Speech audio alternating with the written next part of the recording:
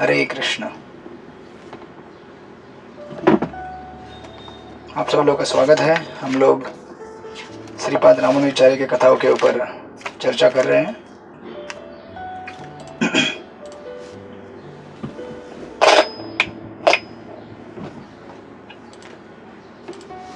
तो ये दूसरा लेक्चर है आज। हम लोगों ने लास्ट आई थिंक 2 हफ्ते पहले देखा था एक लेक्चर। आपने देखा होगा, उसमें अगर आपको याद आ रहा होगा तो मैंने 3-4 नाम बताए थे। अगर आप वो याद रखेंगे ठीक से तो आपको ये कथा को याद रखने में थोड़ा आसान रहेगा, इसका सीक्वेंस। तो ईश्वर भट्ट अलवर, उसके बाद नाथ मुनि के बाद ईश्वर मुनि, और उनके बाद उनके पुत्र यमुनाचार्य। इस तरह से ये क्रम चलता है। तो ज़्यादा नाम आपको याद नहीं रहे तो भी चलेगा, बट एटलीस्ट नाथ मुनि, उनके बाद ईश्वर मुनि, और उनके बाद श्रीपाद यमुनाचार्य। इस तरह से ये उनके यमुनाचार्य के पिता और उनके पिता के पिता। और नाथ मुनि के प्रमुख शिष्य थे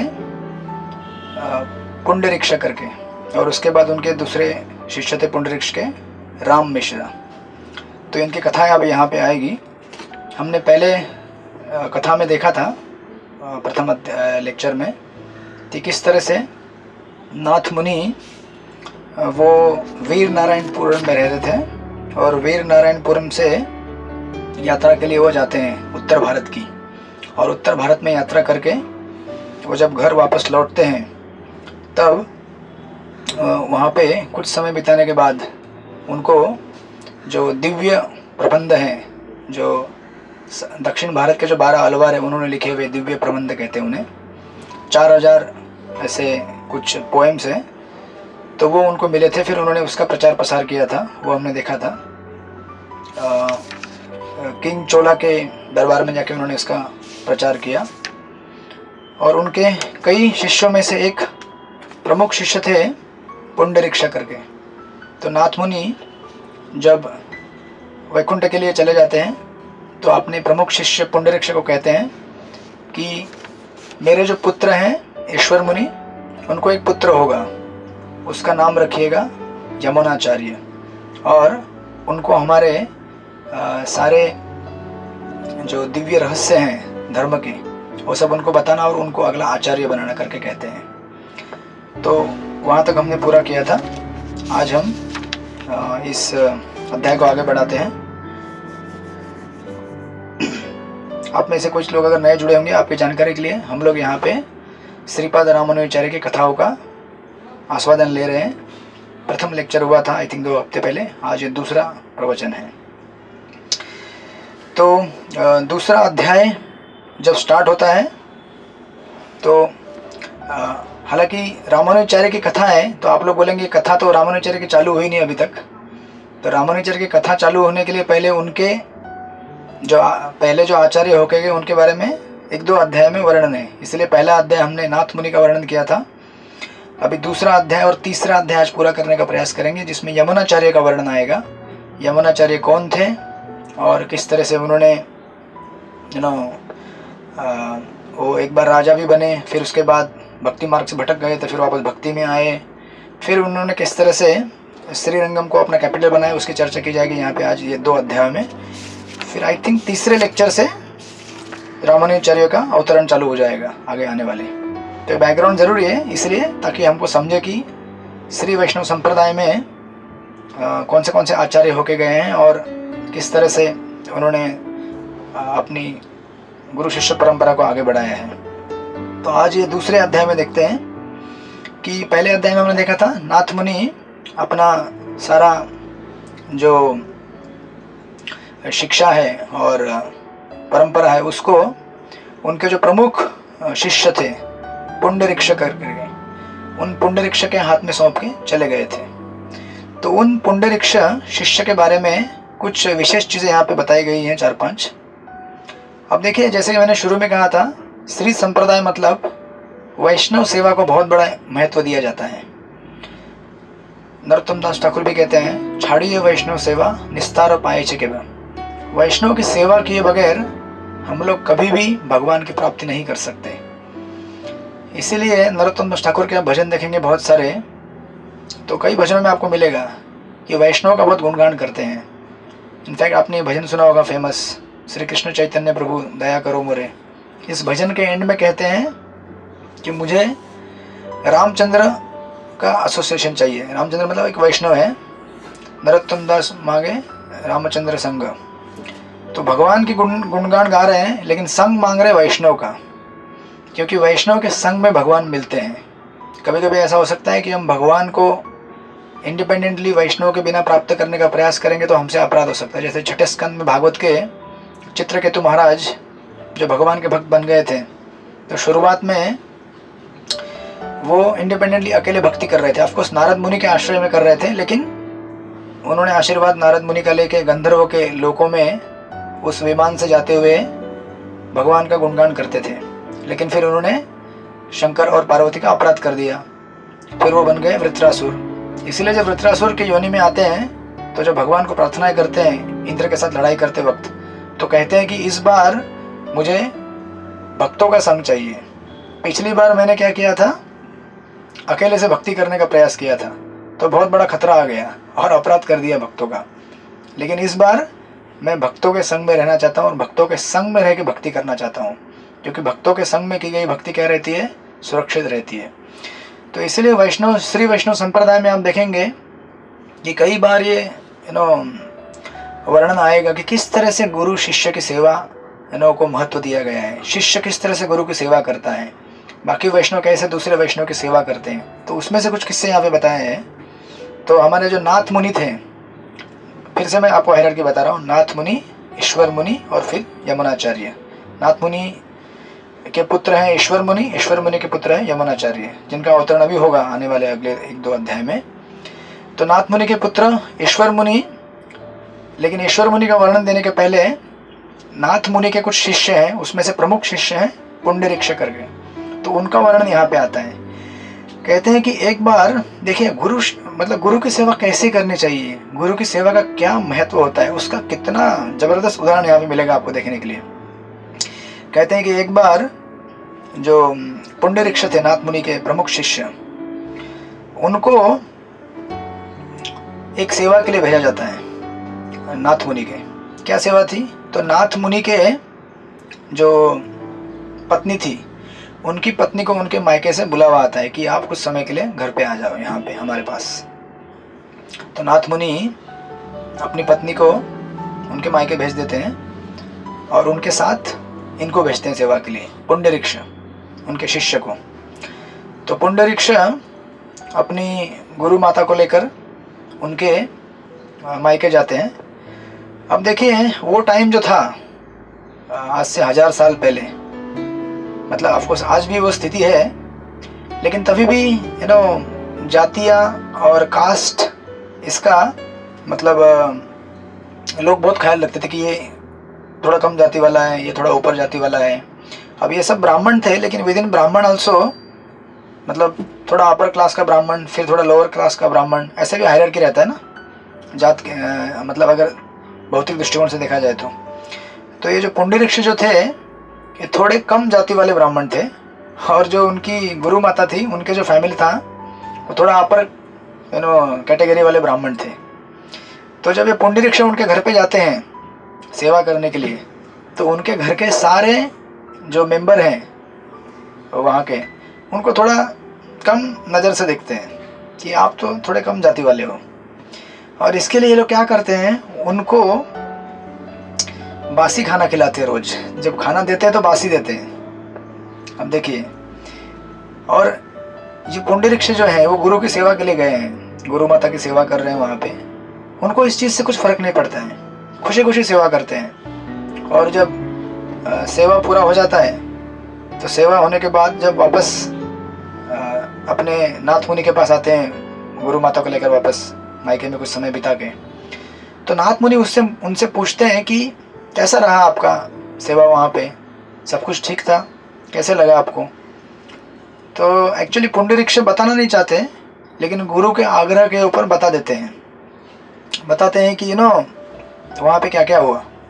और ये भी बता दें कि मैं तो वहाँ पे एकदम खुश था और मैंने बासी खाना खाया वहाँ पे।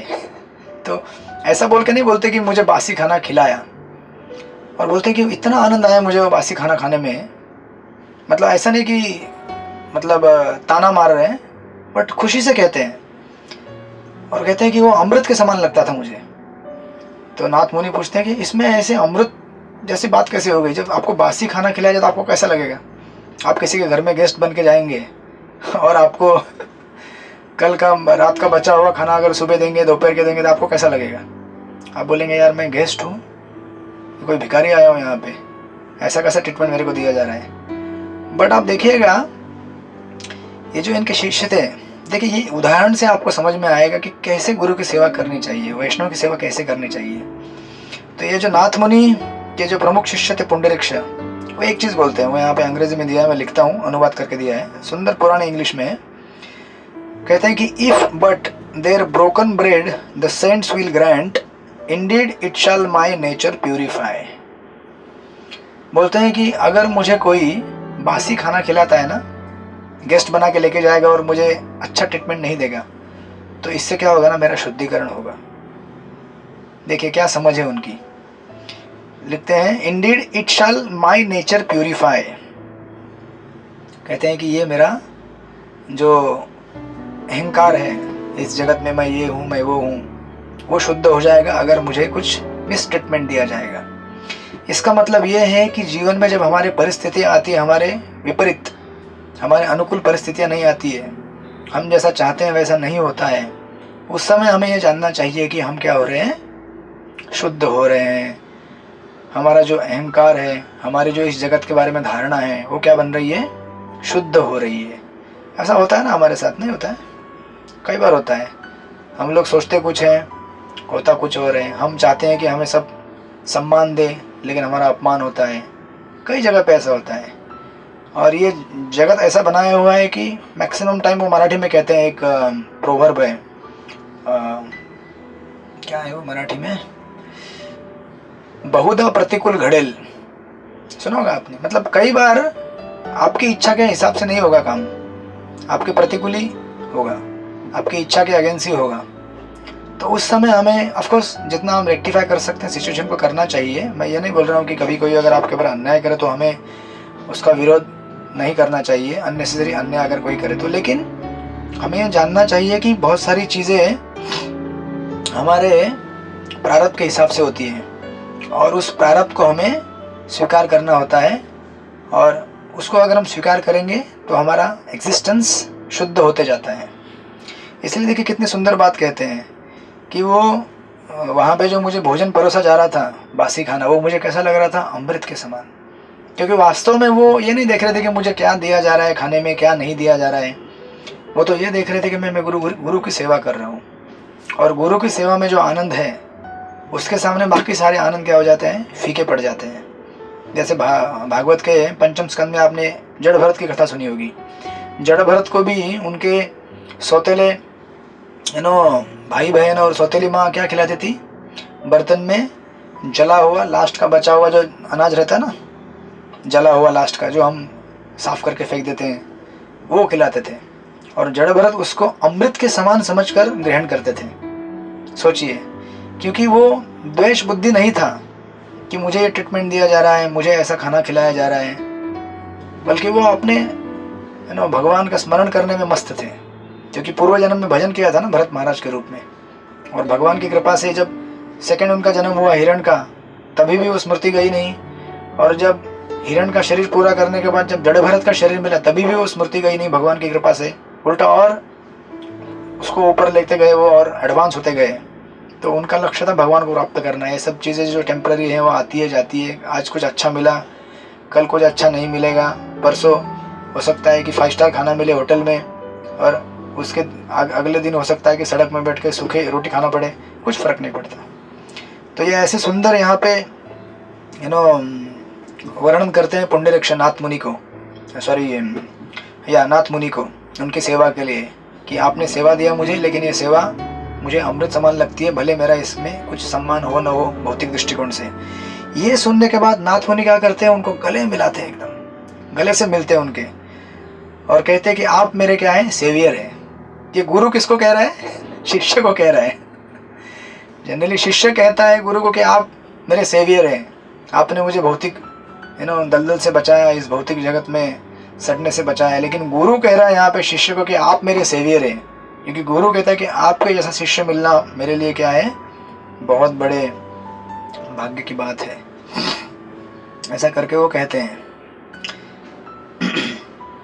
इस तरह से ये कुछ वर्णन दिया है उनके भक्ति का अपने गुरु के प्रति पुंडरीक्ष। इसलिए वो नाथ मुनि के प्रमुख शिष्यों में से एक शिष्य थे। तो ये बतलाने के बाद फिर बताते हैं कि अभी नाथ मुनि के कौन से शिष्य थे। पुंडरीक्ष के। तो पुंडरीक्ष के शिष्य थे नाथ मुनि के शिष्य थे पुंडरीक्ष, और पुंडरीक्ष के शिष्यों के बारे में बताया। उनके टोटल 5 शिष्य थे। उनका नाम यहाँ पे दिया गया है। अगेन साउथ इंडियन नाम है, थोड़ा सा प्रोनाउंसिएशन आगे पीछे होगा। ये मनक्कल नंबी करके पहला है, तिरुवक्कलैनी अरियर करके दूसरा, तीसरा सोतप्पे पुष्सी सनदंकर, चौथा श्री पुंडरीका दासन, और 5वां उलगु पेरुमल नंगई। इसमें से पहले जो है मनक्कल नंबी, उनका वर्णन ज़्यादा आएगा आगे जाके, क्योंकि उनके ऊपर आधारित अभी कथा होगी। उनका दूसरा नाम भी था राम मिश्रा करके। अगर आपने रामानुचार्य की कथाएं पहले सुनी होंगी तो आपको ये नाम जाना पहचाना लगेगा। राम मिश्रा करके उनका नाम है। अब देखिए, एक से एक, जितना गुरु उससे बढ़कर चेला, मतलब सेवा करने के मामले में। अब नाथ मुनि के शिष्य थे पुंडरीक्ष, पुंडरीक्ष के शिष्य थे राम मिश्रा। अब राम मिश्रा की भक्ति के बारे में बताए। देखिए अभी राम मिश्रा कैसे भक्त थे, कैसे उनके गुरु की सेवा करते थे। कहते हैं कि राम मिश्रा एक बार उनको उनके जो गुरु थे पुंडरीक्ष, उन्होंने कुछ सेवा के लिए भेज दिया। सेवा क्या था, उनके जो 2 लड़कियां थी उनको एक बार किसी एक तीर्थ स्थान में जाना था, एक जगह पे, वहाँ पे जाके स्नान करके आना था उस तीर्थ स्थान पे। तो उनको गुरु के आदेश पर वो उनको बच्चों को लेके चले गए, वो बाकी शिष्यों के साथ। जब पूरा स्नान वान करके वापस जब आ रहे थे, तो आते समय रास्ते में एक बहुत बड़ा गड्ढा आया, जिस गड्ढे में बहुत सारा कीचड़ था, और उस कीचड़ में से वो मतलब चल नहीं पा रही थी दोनों लड़कियां। तो इन्होंने क्या किया, ये जो राम मिश्रा थे वो खुद उस गड्ढे में लेट गए। तो गड्ढा जितना रहता ना, इतना बड़ा ऐसा, तो खुद को अपने आप को स्ट्रेच कर दिया उस गड्ढे के ऊपर, और उनको बोला कि मेरे बॉडी के ऊपर से चलो और क्रॉस कर दो इस पुल को, मतलब गड्ढे को। तो उनके ऊपर चढ़ी वो और वहाँ से क्रॉस करके निकल गई वो। तो देखिए ऐसे मतलब सेवा किस हद तक जाके की जा सकती है, ये उसका मतलब एक उदाहरण है।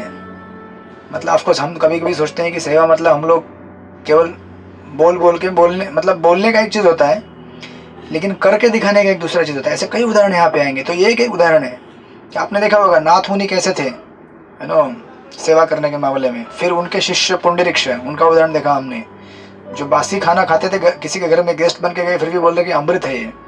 उनके शिष्य राम मिश्रा, मतलब वो बोल सकते थे कि यार ये तो मेरा काम नहीं है, दूसरे किसी सर्वन को लगा दो, कीचड़ में वो नहीं चल सकते तो क्या हुआ, उनको बोलो दूसरे रोड से जाओ। लेकिन वो खुद उस पर मतलब अपने आप को ज़मीन पे लेटा दिया कीचड़ में, और अपने बॉडी के ऊपर से उनको चलने के लिए कहा।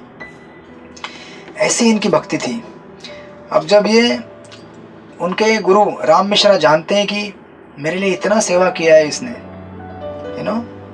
तो इतना मतलब प्रसन्न हो जाते हैं, और प्रसन्न होके अपना जो चरण है, राम मिश्रा यानी कि पुंडरीक्ष, अपना चरण खुद से उनके माथे के ऊपर रख देते हैं। किसके? इनके राम मिश्रा के, पुंडरीक्ष।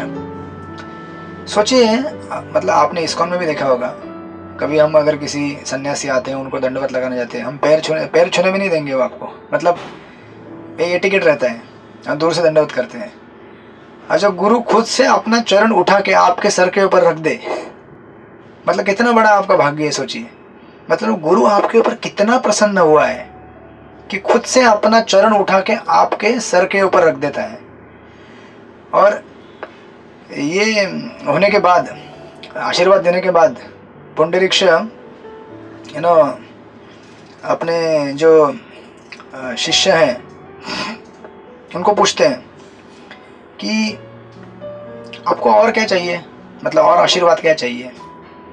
तो शिष्य बोलता है कि इससे बड़ा और क्या चाहिए मुझे, मतलब दुनिया का सबसे बड़ा स्थान जो है वो है गुरु का चरण। श्री गुरु चरण पद्म केवल भक्ति सद, हम गाते हैं हम रोज सुबह गुरु पूजा में। गुरु का चरण अगर प्राप्त हो गया तो और क्या चाहिए, जिस चरण में सब कुछ समाया हुआ है। बोलते कि मुझे अगर आपके चरण प्राप्त हो गए हैं तो इससे और ज़्यादा कुछ भी नहीं चाहिए, आपके चरणों में सब कुछ मुझे मिल गया है। और गुरु ऑफकोर्स पुंडरीक्ष उनको प्रसन्न होके बहुत सारे दिव्य मंत्रों का ज्ञान प्रदान करते हैं। इसलिए आपने देखा होगा गुरु अष्टक में हम रोज सुनते हैं, यस्य प्रसादात भगवत प्रसादो यस्य अप्रसादात नगति निकोपी, कि गुरु को प्रसन्न करेंगे तो भगवान अपने आप प्रसन्न हो जाते हैं, और गुरु को अप्रसन्न करेंगे तो भगवान प्रसन्न नहीं हो सकते। और ऑफ कोर्स इसको थोड़ा और ब्रॉड करेंगे तो हमारे लिए गुरु के साथ साथ उनके जो हमारे दूसरे गुरु हैं इस्कॉन में, यानी कि गुरु के गॉड ब्रदर्स और जो सीनियर डिवोटीज है, उनको भी हमें उसी लाइन में लेना चाहिए कि उनको प्रसन्न करेंगे। बेसिकली सारे वैष्णव को गुरु के साथ प्रसन्न करेंगे तो भगवान प्रसन्न होंगे, और भगवान प्रसन्न होंगे तो हमारा जीवन सफल होगा। इसलिए बहुत इंपॉर्टेंट ये यहाँ पे इंस्ट्रक्शन दिया गया है। इनके लाइफ स्टाइल से हमको देखने को मिलता है कि गुरु और शिष्य के बीच में क्या बॉन्डिंग है। गुरु ने जो कमांड दिया शिष्य को, वो शिष्य के लिए लाइफ एंड, जैसे प्रभुपाद को भक्ति संसद ठाकुर जी ने 1922 में इंस्ट्रक्शन दिया था कि आप क्या कीजिए, जब भी आपको थोड़ा पैसा मिलेगा, समय मिलेगा, आप क्या कीजिए, प्रिंट कीजिए बुक्स को अंग्रेजी में लिख के, write some books and printed in English language. तो प्रभुपाद ने जीवन के आखिरी समय तक उस इंस्ट्रक्शन को फॉलो करते रहे, और उसका परिणाम क्या था, आज हम सब लोग यहाँ पे एक साथ बैठे हुए हैं कि एक शिष्य ने अपने गुरु के वचनों को अपना जीवन का सर्वोच्च ध्येय मानते हुए उसको पालन किया। तो उसका परिणाम क्या था कि भगवान और गुरु दोनों ने मिलकर उनको भर भर के शक्ति दिया कि आप करो प्रचार। इस तरह से इस्कॉन मैनिफेस्ट हुआ, इतने सारे बुक्स निकले, इतने सारे मंदिर बने, इतने सारे कॉन्ग्रीगेशन डेवलप हो गए, केवल प्रभुपाद के एक कमांड को फॉलो करने के लिए। इसीलिए देखिए ये बहुत इंपॉर्टेंट है गुरु के आदेशों को फॉलो करना, क्योंकि गुरु के आदेश में ही सब कुछ समाया हुआ है, राइट। तो इस तरह से ये दो छोटी छोटी यहाँ पे शॉर्ट स्टोरीज बताए। एक तो बताया पुंडरीक्ष का और दूसरा राम मिश्रा का। तो देखिए वापस मैं रिकैप कर रहा हूँ। नाथ मुनि के शिष्य थे पुंडरीक्ष, पुंडरीक्ष के शिष्य थे राम मिश्रा। ये डिसिप्लिन लाइन है। और फिर इस तरफ आएगा नाथ मुनि, उनके पुत्र थे ईश्वर मुनि, ईश्वर मुनि के पुत्र होंगे यमुनाचार्य। ऐसे दो लाइन्स यहाँ पे चल रहे हैं। क्लियर कि नहीं क्लियर? ओके।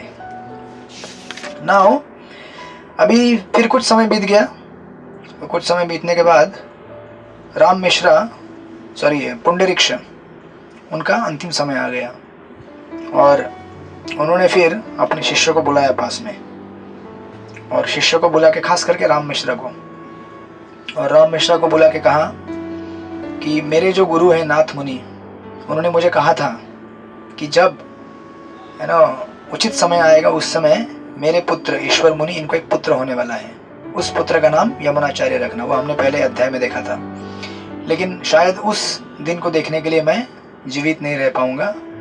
अभी मैं आप सबको छोड़ के भगवत धाम वापस जाना चाहता हूँ। ऐसा करके उन्होंने कहा, और कहा कि जब ये पुत्र आएगा तो आप उसको हमारा उत्तराधिकारी बनाना और उसको सारे दिव्य ग्रंथों का ज्ञान प्रदान करना। ऐसा कहते हुए उन्होंने अपने गुरु नाथ मुनि, उनके चरणों में दंडवत किया, स्मरण किया अपने गुरु के चरणों का, और उनके गुरु के चरणों का स्मरण करते हुए इस देह का त्याग कर कर वैकुंठ धाम की प्राप्ति कर ली। इस तरह से पुंडरीक्ष ने शरीर छोड़ दिया।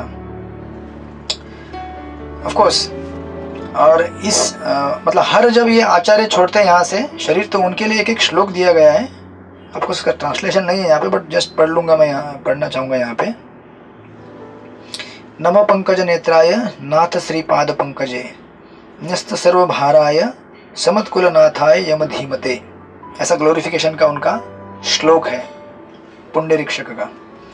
तो पुंडरीक्षक के जाने के बाद कुछ समय के बाद ही फिर जो नाथ मुनि के पुत्र थे यमुना ईश्वर मुनि को पुत्र प्राप्त हो गया, जो पहले से ही बताया गया था कि उनके पुत्र होने वाला है। और जैसे कि पहले कहा गया था, उस पुत्र का नाम रखा गया यमुनाचार्य। और फिर उस यमुनाचार्य का, ऑफकोर्स यमुनाचार्य तो ऐसे अगर एकदम लंबा नाम देखेंगे तो यमुनाई टी तुरोवेर ऐसा करके नाम है, बट शॉर्ट में उसको यमुनाचार्य कहते हैं। और फिर बालक का जो भी संस्कार था उन्होंने किया, और यही यमुनाचार्य आगे जाके रामानुजाचार्य के गुरु बनेंगे। ये करके वो यहाँ पे प्रोफेसी कहते हैं। और इस तरह से ये चैप्टर नंबर 2 पूरा हो जाता है यमुनाचार्य के जन्म के साथ। जब तीसरा अध्याय चालू होता है, तीसरा अध्याय बहुत महत्वपूर्ण है क्योंकि ये लास्ट अध्याय है यमुनाचार्य की कथा का। फिर उसके बाद रामानुजाचार्य का जीवन प्रसंग चालू हो जाएगा। तो तीसरे अध्याय का टाइटल है अलवंदार। आपने कथा सुनी होगी कई बार। ये अलवंदार मतलब ऐसा व्यक्ति जो सबको जीतने के लिए आया हुआ है, उसको अलवंदार कहते हैं। बहुत इंटरेस्टिंग कुछ इस चैप्टर में एपिसोड्स हैं। तो यमुनाचार्य चूँकि वो पहले से बहुत ही आध्यात्मिक थे, और ये तो भगवान के खुद के पार्षद हैं, इस जगत में केवल भगवान के भक्ति का प्रचार करने के लिए आए हैं। फिर भी इस जगत के नियमों को पालन करते हुए, जैसे बालक जन्म लेता है, जन्म लेने के बाद उसका बहुत सारे संस्कार होते हैं, जन्म संस्कार, उपनयन संस्कार, अलग अलग संस्कार उनके पूरे किए जाते हैं। और उनको स्कूल भी भेजा जाता है, स्कूल में जाते हैं, पढ़ाई करते हैं। लेकिन स्कूल में एक इंटरेस्टिंग चीज़ होती है, स्कूल में जाते हैं ना, तो जैसे अगर हफ्ते में 7 दिन स्कूल होता है तो केवल 2 ही दिन स्कूल जाते थे वो। तो उनको पूछा जाता था कि अरे आप 2 ही दिन स्कूल क्यों जा रहे हैं? तो उनके घर वाले पूछते थे, बोलते थे अरे वो लोग वही पढ़ाते हैं, रोज सेम चीज़ पढ़ाते हैं, वो मैंने ऑलरेडी पढ़ लिया है। तो स्कूल वाले पूछते थे अरे तुम 2 ही दिन क्यों आते हो स्कूल में? बोलते थे आप वही चीज़ पढ़ेंगे रोज रोज तो मैं क्यों आऊँगा। और इतने इंटेलिजेंट थे क्योंकि है भगवान के पार्षद, अब उनको क्या पढ़ाएंगे। और हम तो फॉर्मेलिटी के लिए स्कूल में गए थे, तो उनकी इस विद्वत्ता को देख, और उनको जब पूछा जाता है ना क्वेश्चन, बताओ इसका क्या है, सब आंसर देते थे। ऐसा नहीं कि 2 दिन स्कूल गया और बाकी नहीं दिन गया तो मतलब उसको आएगा नहीं कुछ, तीसरे दिन जो पढ़ाए हो। तो यमुनाचार्य को उनकी इस विद्वत्ता को देखते हुए स्कूल वालों ने माफ़ कर दिया, ठीक है आप 2 ही दिन स्कूल आ सकते हो, बाकी टाइम नहीं आओगे तो भी चलेगा। इस तरह से यमुनाचार्य बचपन से ही अपना जो तेज है उसको प्रकट करने लगे। उसी समय की घटना है कि उनके जो पिता हैं ईश्वर मुनि, वो चल बसते हैं, वो गुजर जाते हैं यमुनाचार्य के। मतलब देखिए, सबसे पहले नाथ मुनि चले गए, उसके बाद ईश्वर मुनि, अब ईश्वर मुनि के बाद यमुनाचार्य का जन्म हुआ है। तो यमुनाचार्य का जन्म होता है, कुछ समय होता है, स्कूल जाते हैं, उनका शादी वगैरह होता है सब कुछ। बाद में यमुनाचार्य के पिता चल बसते हैं। अब दुख की बात है, लेकिन सबको खुशी ये है कि जो पहले से प्रोफेसी दी गई थी कि यमुनाचार्य करके एक आएगा रत्न, जो इस पृथ्वी में सब जगह धर्म का बहुत बड़ा प्रचार करेगा। देखिए, ये बहुत बड़ी नींव रखी गई है श्री वैष्णव संप्रदाय की। आज से 1000 साल पहले रामानुजाचार्य ने जो भी विश्व भर में प्रचार किया वैदिक संस्कृति का, उसकी नींव यहाँ पे रखी गई है यमुनाचार्य द्वारा। और उसके पहले जो 12 अलवार थे। तो दुख की बात थी, लेकिन खुशी भी थी कि यमुनाचार्य जैसे रत्न हमको मिले हुए हैं, और ये हमारे भक्ति और हमारे धर्म को आगे बढ़ाएंगे। और इनका नाम इतिहास में बहुत बड़े महान भक्त के रूप में अब आज हम भी पढ़ते हैं। प्रभुपाद ने कई बार कोट किया है, स्तोत्र रत्न से कई बार कोट करते हैं प्रभुपाद में, लेक्चर्स में, बुक्स में, यमुनाचार्य का फेमस स्तोत्र रत्न करके। तो यमुनाचार्य अपना इस तरह से समय बिता रहे थे भगवान की भक्ति करते करते। और उनके जो अभी एक था फैमिली लिनेज, और दूसरी तरफ था उनका गुरु शिष्य परंपरा, यानी कि नाथ मुनि, पुंडरीक्ष, ध्यान देखिए वापस, नाथ मुनि, पुंडरीक्ष, राम मिश्रा, जो हमने कथाएं बताई अभी इसके पहले, राम मिश्रा की और पुंडरीक्ष की।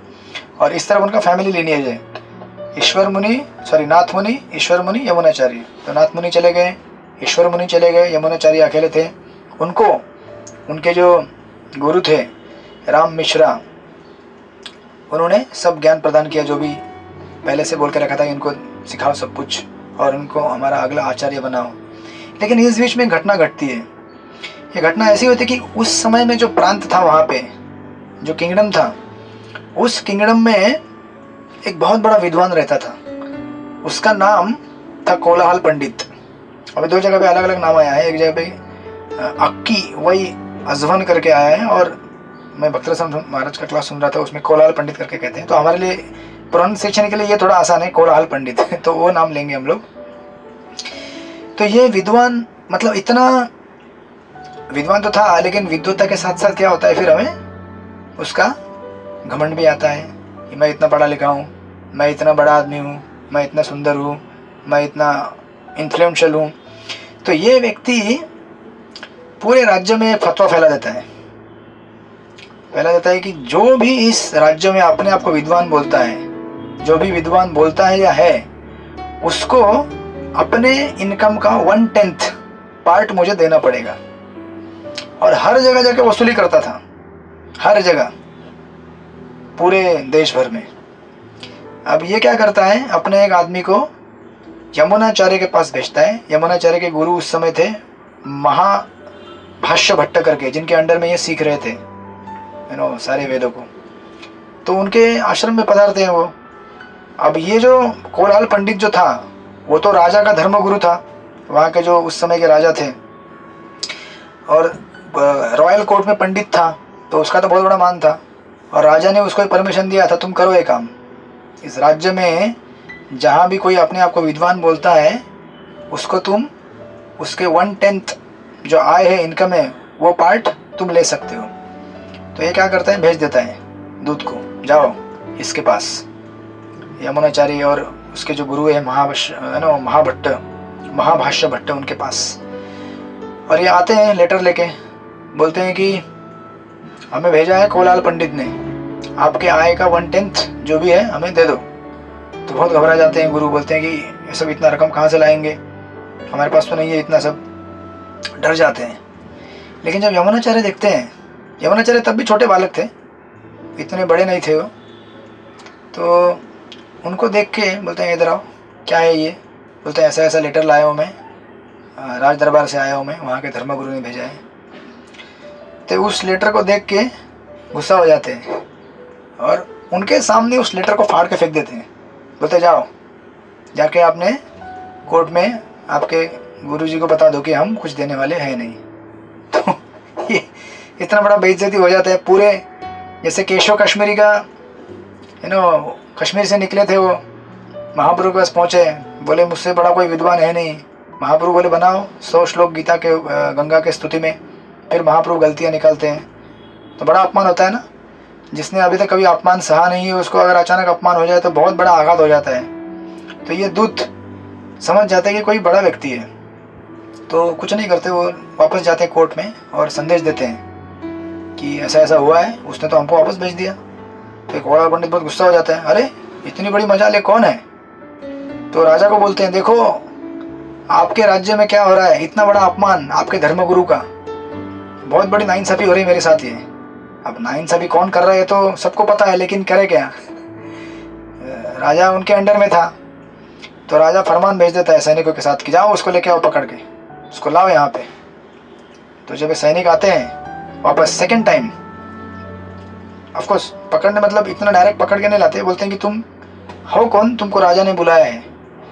तो जब ये आते हैं इनसे मिलने के लिए, कोलाहल पंडित के मैसेंजर यमुनाचार्य को, तो वापस ये जो यमुनाचार्य हैं ये बोलते हैं कि मैं नहीं आ सकता इस तरह से, मुझे बुलाने के लिए कम से कम क्या होना चाहिए, पालकी आनी चाहिए, अच्छी तरह से मेरा स्वागत होना चाहिए, मैं थोड़ी ना ऐसे आऊँगा, मैं कोई छोटा मोटा आदमी हूँ क्या। फिर चले जाते हैं ये लोग वापस राजा के पास, बोलते हैं यार ये तो आने को तैयार नहीं है, बोलता है ऐसा ऐसा बात है। तो राजा समझ जाता है कि ये इतना बड़ा राज दरबार को चैलेंज करने वाला कोई ऑर्डिनरी आदमी नहीं हो सकता है, डेफिनेटली ये कोई तो महान आत्मा है। राजा समझ जाता है, बोलता है कि ठीक है। तो एक फॉर्मल लेटर लिखता है राजा कि जाओ उनको ये फॉर्मल लेटर दो कि आपको राज दरबार में इनवाइट किया गया है, और फिर ये उसको लेके जाते हैं। जब फॉर्मल लेटर आता है तब एक्सेप्ट करते हैं यमुनाचार्य, और उसको लेकर दरबार में आ जाते हैं। अब देखो, जब दरबार में आ जाते हैं तो जो कोलाहल पंडित था पहले से रेडी था, देखता हूँ तेरे को, अभी दरबार में आएगा ना, अब सामने सामने हम दूध का दूध पानी का पानी कर देंगे, कौन विद्वान है कौन विद्वान नहीं है, उसको तो पहले से घमंड था। तो जो दरबार में आता है, तो दरबार में आने के बाद राजा के सामने ये बोलता है इसको कि हमारे बीच में कंपटीशन होना चाहिए, कोलाहल पंडित बोलता है, और ये कंपटीशन में निश्चय किया जाएगा कि कौन विद्वान है और कौन विद्वान नहीं है। तो राजा बोलता है ठीक है, होना चाहिए। तो यमुनाचार्य उसी समय एक सुंदर श्लोक बोल देते हैं, बहुत सुंदर श्लोक है, उसका आपको मैं ट्रांसलेशन पढ़ूंगा। वो बोलते हैं कि अगर पता कर सकते तो पता करो, मेरे जैसा दूसरा कोई है क्या। कहाँ से लेकर कहाँ तक? बोलते कि हिमालय से लेकर जहाँ राम ने सेतु बनाया, मतलब दक्षिण तक, पता करो कोई है क्या मेरे जैसा। या फिर पूर्व से लेकर पश्चिम तक, पूर्व से लेकर पश्चिम, जहाँ पे सूरज और चांद उगते हैं और ढलते हैं, पता करो कोई है क्या मेरे जैसा। ऐसा करके बड़ा चैलेंज कर देते हैं उधर ही। इतना बड़ा घोषणा सुनने के बाद तो कोलाहल पंडित डर जाता है, लेकिन अपना डर छुपाते हुए बोलता है हाँ हाँ देखेंगे, देखा जाएगा, है ना। और उसी समय उस दरबार में रानी भी रहती है और राजा दोनों रहते हैं। जैसे ही रानी देखती है यमुनाचार्य को, बोलती है कि ये लड़का कुछ तो जबरदस्त यहाँ पे घटना करने वाला है। और उसी समय रानी के मुख से शब्द निकलते हैं आलवंदार। आलवंदार यानी कि जो जीतने के लिए आया है। और रानी राजा के सामने शर्त लगाती है कि अगर इन दोनों में अगर कंपटीशन होता है, अगर ये लड़का हार गया तो मैं अपने आप को आपके दासियों की दासी बना दूंगी। राजा बोलता है तो बहुत बड़ी बात हो गई, दासियों की दासी बनना मतलब बहुत बड़ी बात है। बोलता है हम भी लगाएंगे शर्त। बोलता है अगर ये लड़का जीता कंपटीशन में तो मैं मेरा आधा राज्य इसको दे दूंगा। तो कितना बड़ा चैलेंज लग गया उधर ही, सट्टा बहुत बड़ा। और फिर दोनों में कंपटीशन चालू हो जाता है। तो ये जो अपना कोलाहल पंडित जो रहता है वो बोलता है हाँ हाँ, इस डिबेट में जो भी हारेगा वो क्या करेगा, अपने प्रतिद्वंदी के चरणों में, मस्तक में अपना सर झुकाएगा और रगड़ेगा अपनी नाक को। तो यमुनाचार्य बोलते चलेगा, उनको पता था कौन हारने वाला है। बोलते चलेगा, मैं रेडी हूँ। और फिर कोलाहल पंडित बहुत सारे प्रश्न करना चालू करते हैं यमुनाचार्य से, वेदों के ऊपर, अलग अलग पुराणों के ऊपर, और सबका उत्तर यमुनाचार्य देते जा रहे हैं। फिर यमुनाचार्य खुद बोलते हैं अरे आपने क्या मुझे छोटा बच्चा समझ के रखा है क्या? मैं कोई छोटा बच्चा हूँ जो आप मुझे ये सब छोटे छोटे प्रश्न करते जा रहे हैं। तो कोलाहल पंडित थोड़ा डर जाता है, घबरा जाता है, बोलता है कि अरे तो तुम करो क्वेश्चन, तुमको क्या करना है क्वेश्चन। फिर कोलाहल पंडित बोलता है कि तुम जो भी क्वेश्चन का मतलब जो भी स्टेटमेंट दोगे, वाक्य, उसको मैं नकारात्मक बना के दिखाऊंगा, बोलो तुमको क्या बोलना है। तो यमुनाचार्य को तो यही चाहिए था। फिर यमुनाचार्य और इनके बीच में यहाँ पे प्रतिद्वंद्विता चल रही है। उस तरफ रानी देख रही है। रानी बोलती है कि आज इस कोलाहल पंडित का घमंड चूर चूर होने वाला है। जैसे बहुत बड़े कपड़ों के ढेर में अगर छोटी सी अग्नि की चिंगारी अगर गिर जाए तो पूरे पहाड़ जैसा जो पर्वत है उसको जला के खाक कर देती है। उसी तरह से आज इस कोलाहल पंडित का सारा घमंड क्या होने वाला है, चूर चूर होने वाला है। और ये चालू हो जाता है। फिर यमुनाचार्य केवल 3 स्टेटमेंट देते हैं। सबसे पहले बोलते हैं कि ठीक है कोलाहल जी, उनका दूसरा नाम अक्की करके है अक्की अजवान करके। तो बोलते हैं अक्की जी चलिए 3 प्रश्न मैं आपके सामने देता हूँ।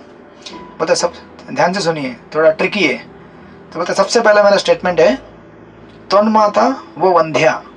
बोलते हैं कि ये सिद्ध करके दिखाओ कि आपकी माँ बांझ नहीं है।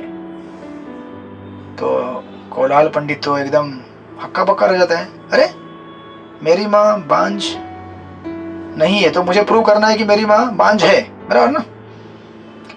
यमुनाचार्य का स्टेटमेंट क्या है, मेरी माँ, आपकी माँ बांझ नहीं है, तो उसको प्रूव करना है कि मेरी माँ बांझ है। अरे माँ कैसे बांझ होंगी मेरी, जब मेरा जन्म हुआ तो मैं कैसे, माँ कैसे बांझ हो गई, कैसे प्रूव करें, चुप बैठ जाता है।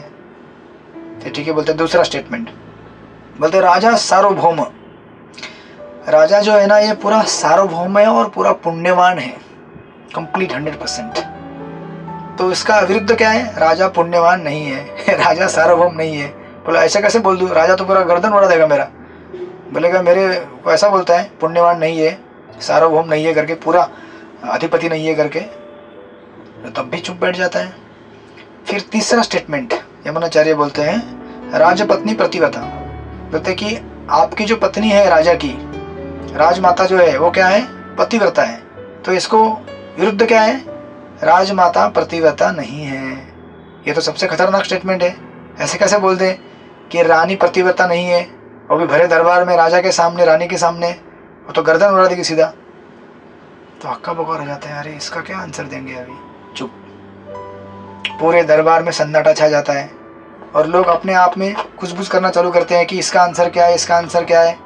अच्छा, खासकर जब तीसरे प्रश्न का तीसरा जो स्टेटमेंट आता है तो लोग डर जाते हैं, बोलते हैं अभी क्या होगा, अभी तो ये तो डायरेक्ट राजमाता के ऊपर प्रश्न खड़ा कर दिया। तो फिर उसके पास तो उत्तर नहीं था, कोलाहल के पास, चुपचाप अपनी गर्दन नीचे करके खड़ा हो जाता है और डिबेट में हार जाता है। लेकिन अभी प्रश्नों का उत्तर देना पड़ेगा ना, नहीं तो फिर जनता बोलेगी उसका उत्तर किधर है। तो यमुनाचार्य बोलते हैं कि देखो, मनुस्मृति के अनुसार जिस स्त्री को सिर्फ एक बच्चा रहता है उसे बांझ कहा जाता है। तो पहला सिद्ध हो गया, तुम्हारी माँ क्या है, बांझ, क्योंकि तुम इकलौते पुत्र हो, कोलाहल पंडित को बोलते हैं। पहला स्टेटमेंट रिफुट कर दिया। दूसरा, राजा सर्वोपरि पुण्यवान है, बोलते कि लेकिन ऐसा नहीं है, राजा को मनुस्मृति के अनुसार राजा को अपने 1/6 1/6 जो रहता है उसका पुण्य और पाप प्रजा का दोनों लेना पड़ता है।